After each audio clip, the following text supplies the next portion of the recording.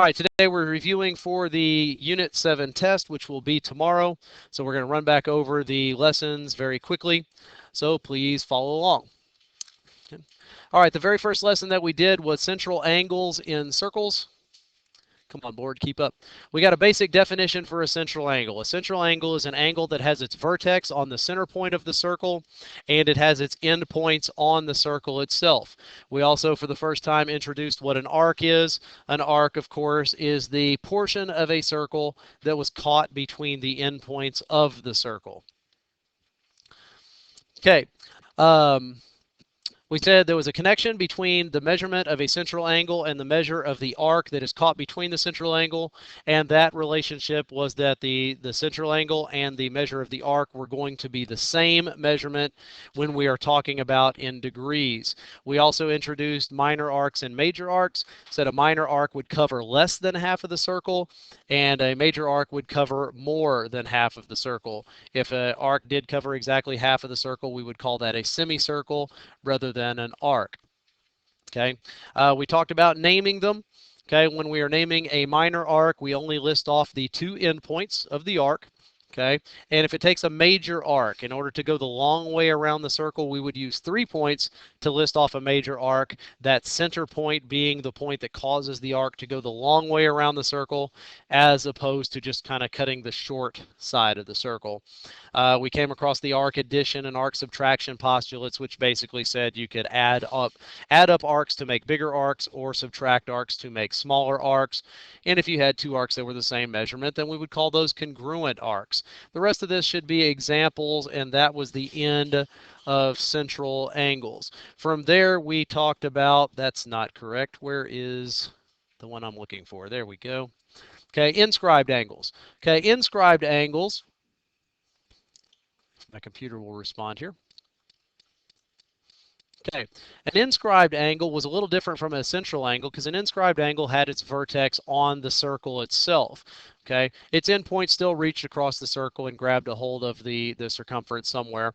Okay, but inscribed angles had a different rule that went with them. The inscribed angle the rule was that the measure of the angle was going to be half as big as the measure of the arc, or the other way of thinking that was that the arc was going to be twice as big as the angle measurement. And again, we're still talking when they're in terms of degrees. The measure of the angle is going to equal half of the measurement of the arc. Okay, we looked at some special cases of inscribed angles, and again, we talked about that these were kind of common sense. But if you have two inscribed angles that end with endpoints at the same location, then that is going to mean that the inscribed angles have to be congruent. If you have an inscribed angle that has endpoints that end on a diameter of the circle, then that means that your inscribed angle is going to be 90 degrees, going to be a right angle. We also had one, this one was a little less obvious, but it said if you have a quadrilateral inscribed in a circle, then opposite angles are going to be supplementary. And if you recall back to that day, we kind of looked at why these were really common sense. And if you need a refresher on that, you probably need to visit with me either today after school or tomorrow before school, and I'll run back over those again for you. Okay, the rest of this should be examples. And there we go. Okay, on the next day, we looked at the vocabulary of circles. Okay, we came across a whole bunch of vocabulary. Okay, we defined what a circle was. A circle was a set of all points that was equidistant from a given point, the given point being the center of the circle. And then if you measure out infinitely a certain distance in all directions and place a point infinitely in all those directions, then it constructs a circle. We came across a chord for the very first time. A chord is nothing more than a line segment that has its endpoints on the circle itself. We've been using chords a lot here lately. A diameter is a chord that happens to pass through the center point of the circle. A radius, of course, is a diameter that doesn't go all the way across. It terminates at the center point. Okay, so here you go in one of the points on the circle. One of the points to the midpoint, that's a radius. And of course, a radius is half as much as a diameter, or a diameter is twice as big as a radius, either way you wanted to think about it. We came across a tangent for the first time. A tangent is a line ray or line segment that only makes contact with the circle one time, and it does that in a way where it's just kind of passing by the circle. It just kind of nicks it on the way by. That one point of contact is what we call a point of tangency. Tangents were always going to be perpendicular to a radius at the point of tangency, which we later saw became important because that right angle started building right triangles, and then from there we had maybe Pythagorean theorem, SOHCAHTOA, stuff like that. We also saw that tangents could make contact with two or more circles at once, in which case we called it a common tangent, and it was a common external tangent, like line RQ there, if the line passes by both of the circles, and it's a common internal tangent if the line passes through the internal space. We haven't really worked much with those, but please be aware of that vocabulary just in case.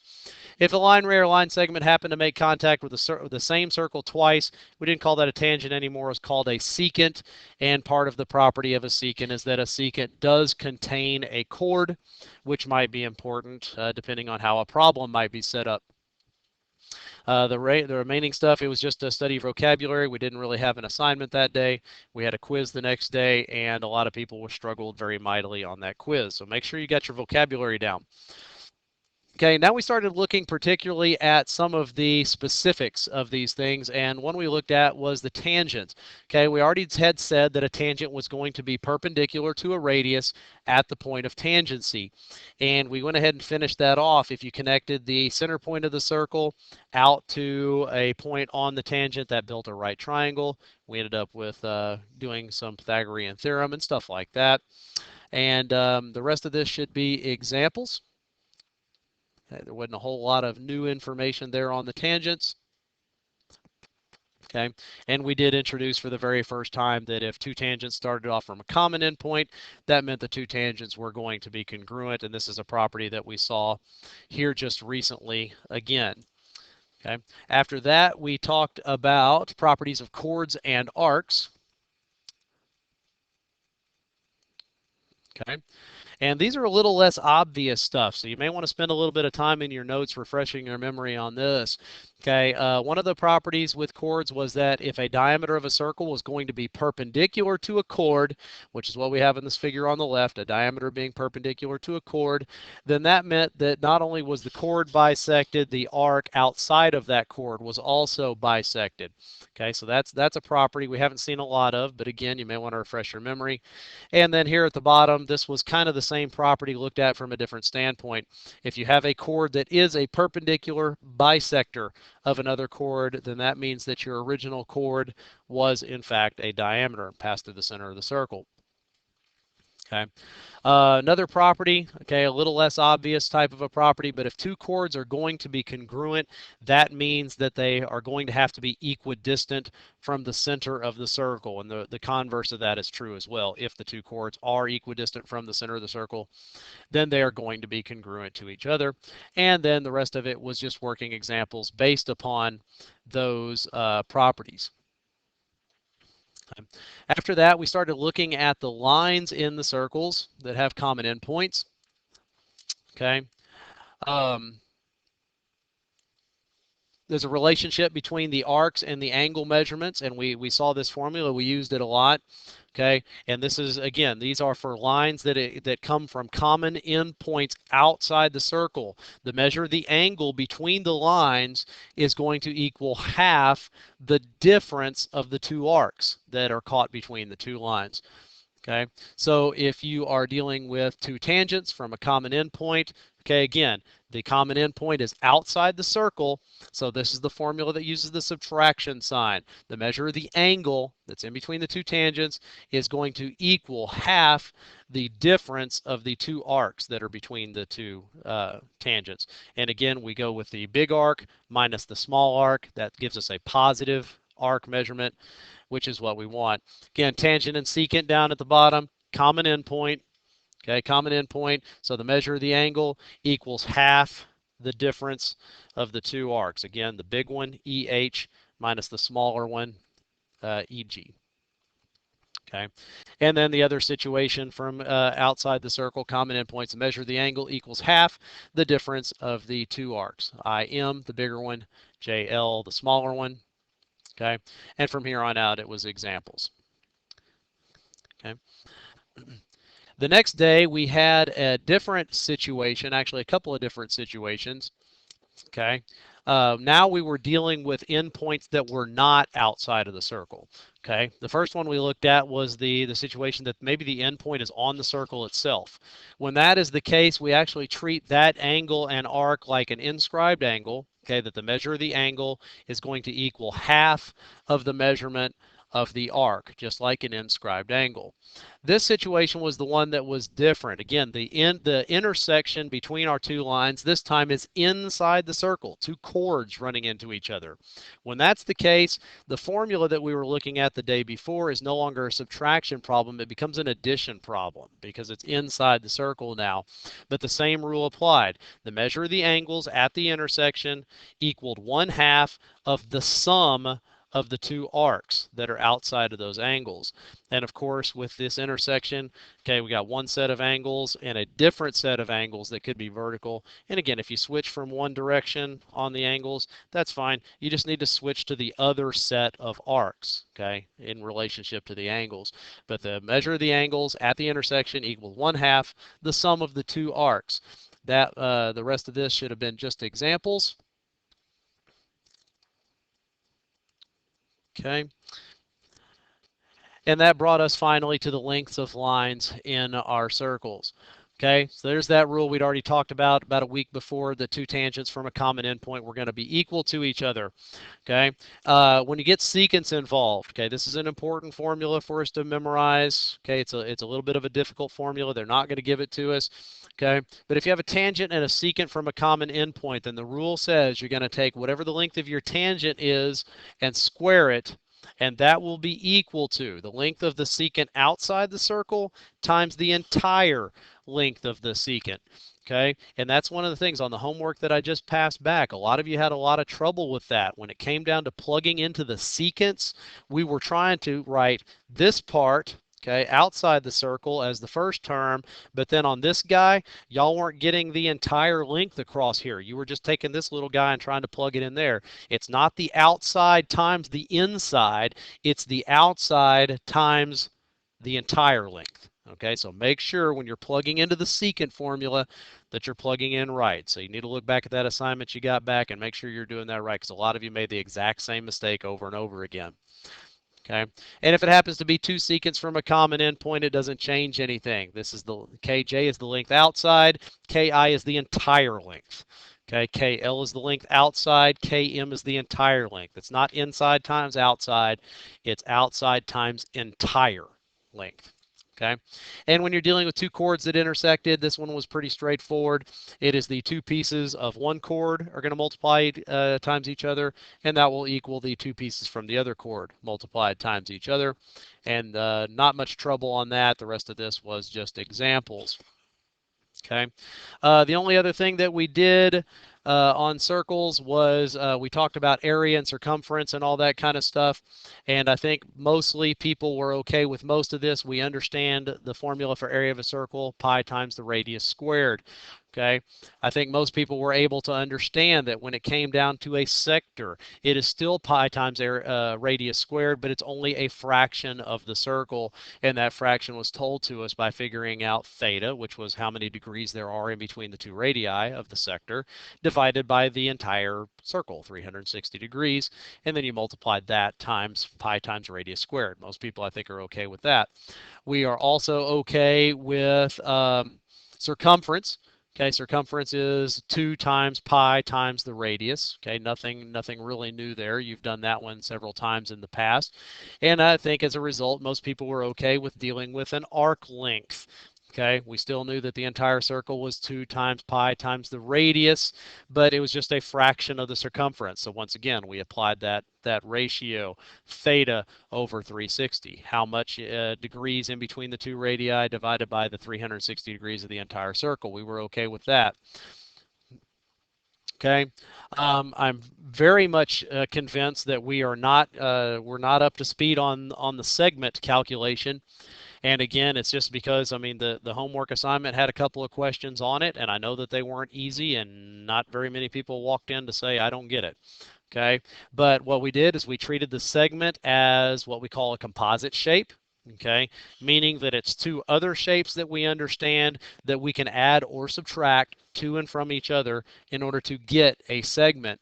And basically what we said that we would do is we have a sector that is in there in between the two radii and the arc. Okay, we have a sector which we can understand and we can calculate. We have a missing triangle from that sector which we can understand and we can calculate. And then we would simply subtract those two values from each other in order to calculate the area of the segment. Okay, that is not the easiest math that we have done all year, and I think if I remember correctly, only one person came in to get any extra help on it. You need to figure this out, okay, before tomorrow. It may be on your test tomorrow, and it may be on your end of course test at the end of the year. So do not blow it off just because it's a little harder than other things.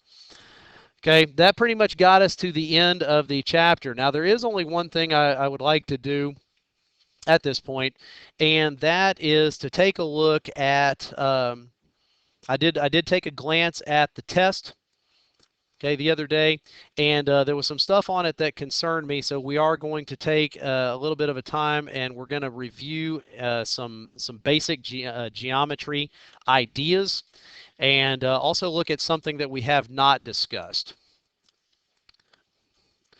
Okay, this is largely new. You don't particularly need to take notes, but everybody definitely needs to be tuned in and pay attention to this.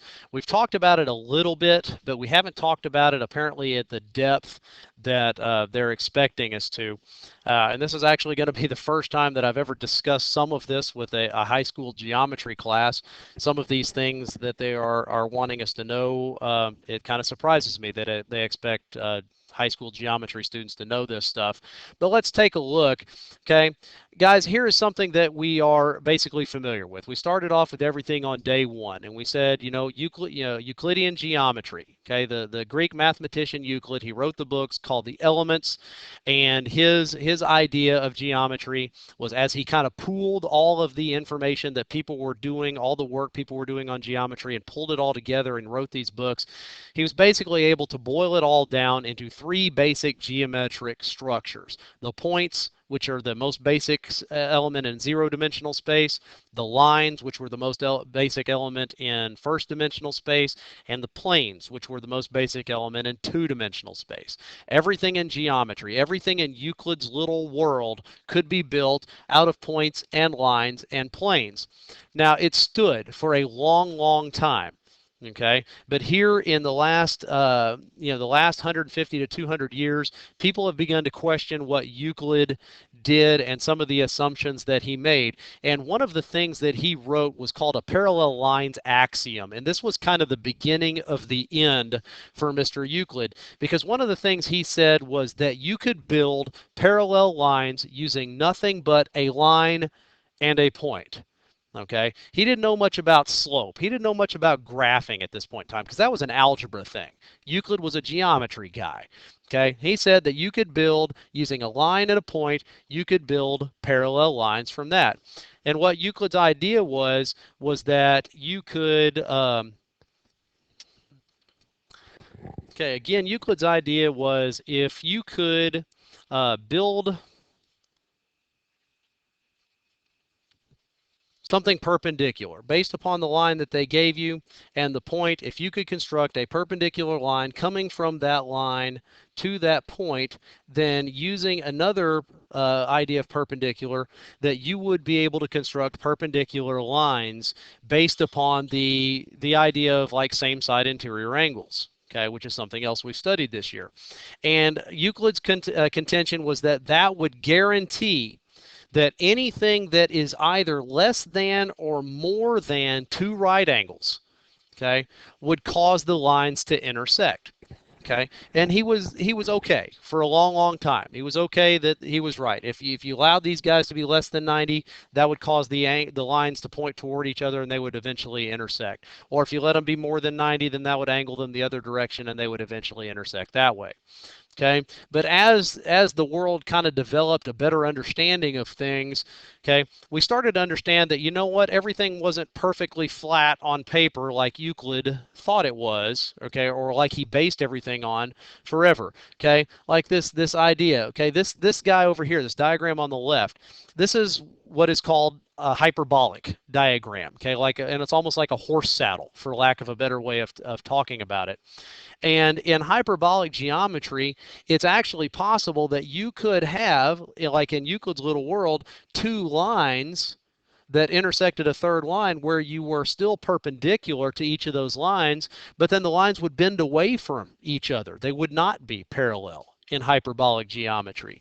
And then the idea, like in around the globe, spherical geometry, okay, like your lines of what are these guys called?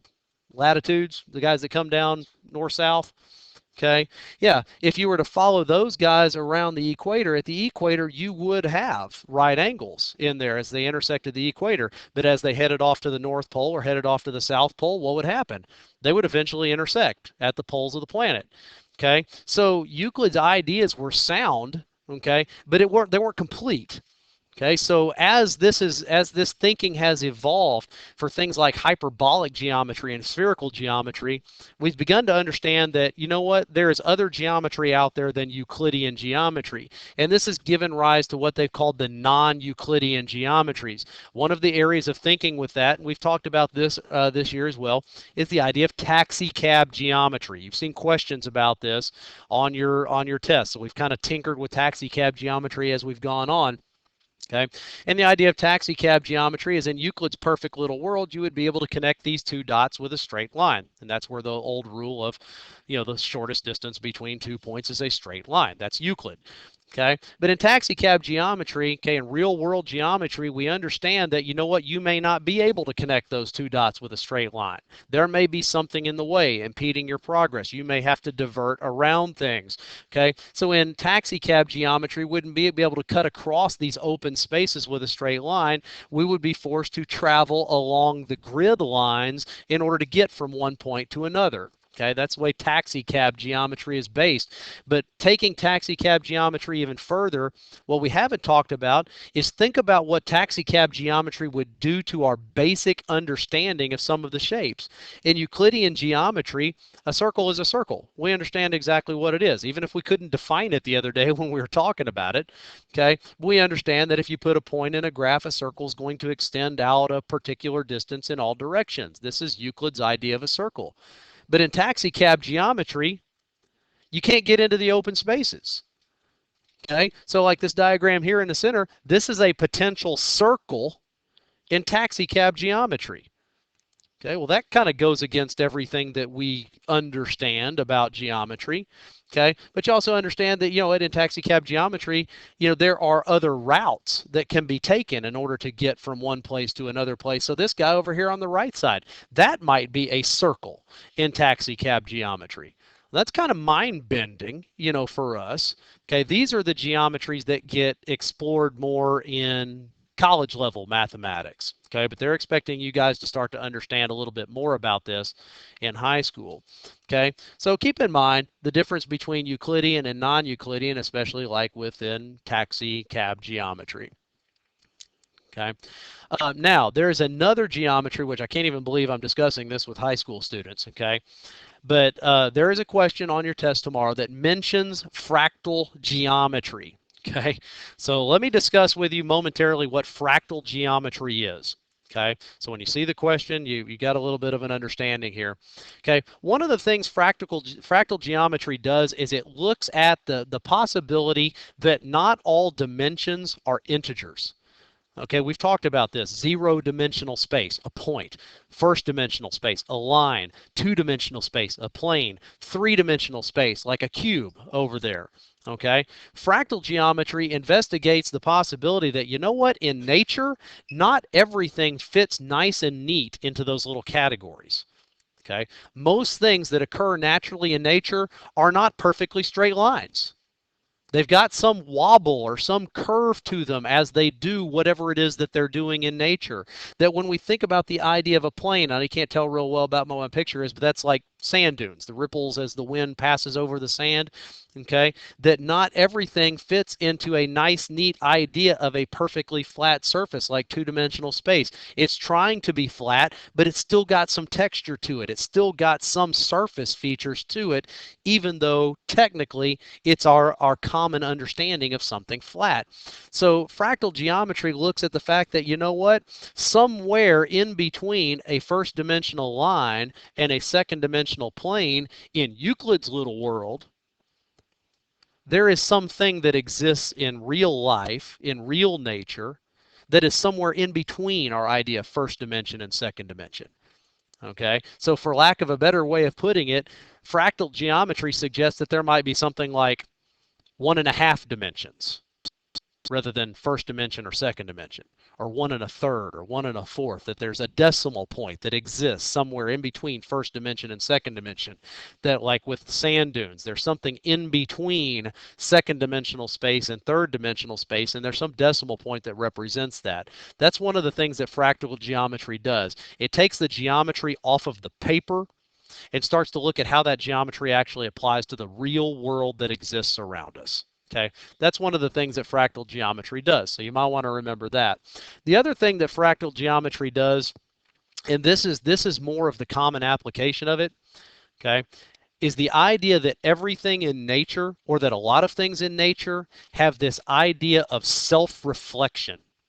Okay, now for lack of a better way of putting it, okay, we exist in nature. Okay, fractal geometry, and try not to laugh out loud when you hear this, but fractal geometry suggests that, hey, if you look at a picture of me, you see a picture of me. But if you were to put me under a microscope, that if you look at the little pieces of me, you know what you would see? Other little me's. And then if you look at those little me's and look at those on an even more magnified level, and you would see even more little me's building the real me. Okay, well, that's obviously kind of nonsense. Okay, but there are a lot of things in nature that are along those lines. Okay, and a fern leaf, okay, it happens a lot, but a fern leaf is a perfect example. If you look at the overall branch of a fern leaf, okay, you get the branch, you get all the little offshoots, and they have all their little leaves on it. But if you were to pick one of the leaves and take a look at it, what does it look like? It looks exactly like the original limb. And I mean, not exactly. There'll be little variations and stuff like that, but it has the basic structure, the basic branch offs, the basic leaf and branch idea from the original. And then if you take that leaf and you look at one of the little leaves off of the leaf and magnify it, you know what you'll see? You'll see another little structure that looks exactly like the originals did. And that if you continued this down to microscopic and submicroscopic levels, you would continue to see this same idea of self-reflection. Yes, it is real. Okay, and this happens a lot. Like, I mean, you think about a mountain. Okay, what geometric shape would you compare to a mountain? A triangle, or if you think in 3 dimensions, a pyramid or a cone. Okay, probably more specifically, a cone. Now, is it going to fit perfectly into the idea of a cone? No, it's not. That's where fractal geometry comes into play. It doesn't exactly fit the way that we want it to fit, so there's got to be some dimension that actually describes how it actually fits. Now, also, we think of a cone, okay? Our idea of a cone is this nice, perfect, little, smooth, flat surface on all sides. Well, is a mountain going to do that in nature? Of course not. It's jagged. Okay, it's got little peaks and little valleys all over itself, just like the entire mountain has peaks and valleys. So fractal geometry looks at what happens if you looked at just a little piece of the mountain. You know what you'd see if you looked at a little piece of the mountain? You'd see something very similar to a reflection of the entire mountain. It has peaks and it has valleys and ridges all over each of the little spots on it. Okay, that's what fractal geometry does. So just kind of keep in mind that while we talk a lot about Euclidean geometry, which is on a perfect world on paper here in the classroom, okay, where everything fits nice and neatly into perfect dimensions, fractal geometry is more of an in nature type of a situation, as geometry applies to the actual world that exists around us. That's what fractal geometry is more about. Okay, so if you remember that, you could probably answer just about anything that they have on fractal geometry. So that is it. Okay, and also keep in mind, this test is all properties of two-dimensional shapes. Okay, so that also includes, in addition to everything that we've said today, properties of triangles are fair game, properties of quadrilaterals are fair game, pretty much anything we've done this year, okay, could come into play at this point. So this test is kind of what we call cumulative, meaning it's kind of from start where we started at to where we are right now.